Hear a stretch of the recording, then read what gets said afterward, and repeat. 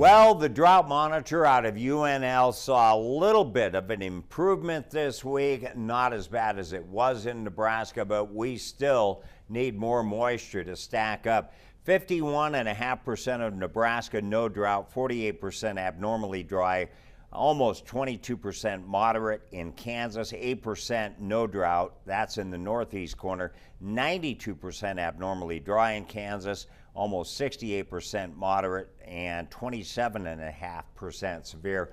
And again, there is that portion down in southwest Kansas that is extreme. So we desperately need that moisture, and hopefully more is on the way, but it does look pretty dry in the week ahead.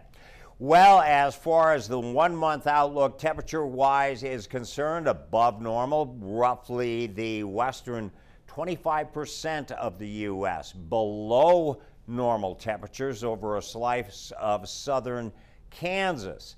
And then as far as the 3 month outlook is concerned, pretty much equal or near normal temperatures for Nebraska and Kansas. Again, we see kind of a southwest corner of Kansas being in that category of temperatures being below.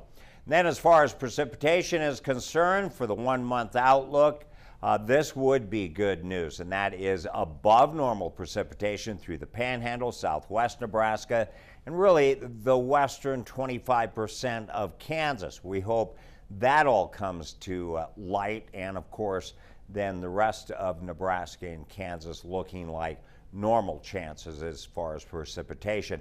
Then the 3 month outlook encompasses pretty much the same area, the Panhandle of Nebraska and the western, just a little bit more than 25% of Kansas as far as being above in that precipitation category.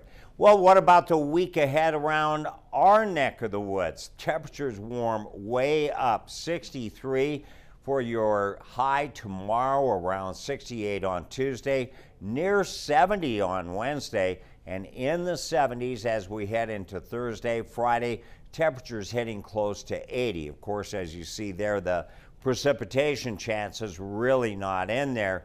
We desperately need more moisture, especially through parts of Kansas. So we'll see if this forecast changes as we head towards the latter part of the week. But for us, it looks pretty good overall temperature-wise. Well, I asked people to send in some of their old proverbs, and you can do the same. Send them my way, kboughton@nebraska.tv, and we're going to share this one from Clara. And as we look at normal highs this time of year, this next week, 66, we're going to average around 70. Normal lows, 42. We're going to average around 45. But this one sent in from Clara Effect Case. Wind from the north, fish will come forth. Wind from the south, fish open their mouth. Wind from the west, fishing is best. Wind from the east, fish will bite least. I like that one, just because I like to fish. And a rule of thumb there, doesn't hurt if you're trying to catch some of those fish out there. Well, if you have some pictures, send them to us, and I know you did this week, and here they are.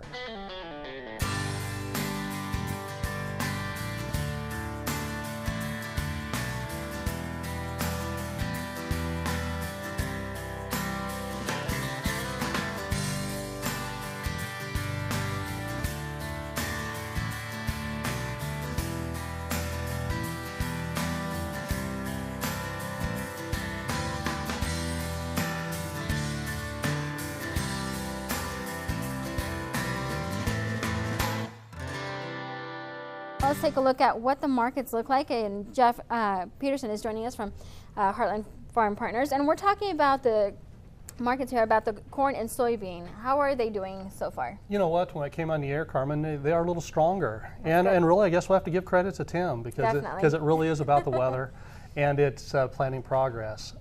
It's also a little bit unique. Right now, this time of year, the funds actually, the speculators, they've actually sold this market off on both corn and beans. So they've been betting that the market's going to go lower, and then along comes the weather, and planting progress just isn't progressing as quickly.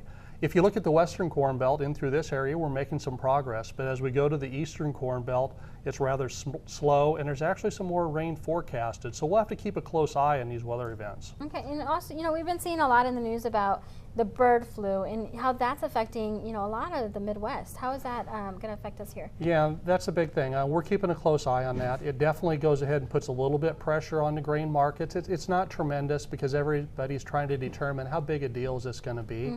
It seems like a lot of this has been picked up because of the migratory path of the birds, and so we think maybe kind of the worst of it's behind us.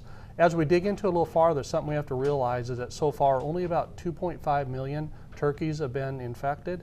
We end up processing about 220 million, so that's just a very, very small amount. And so far it hasn't got into the broiler industry too bad yet.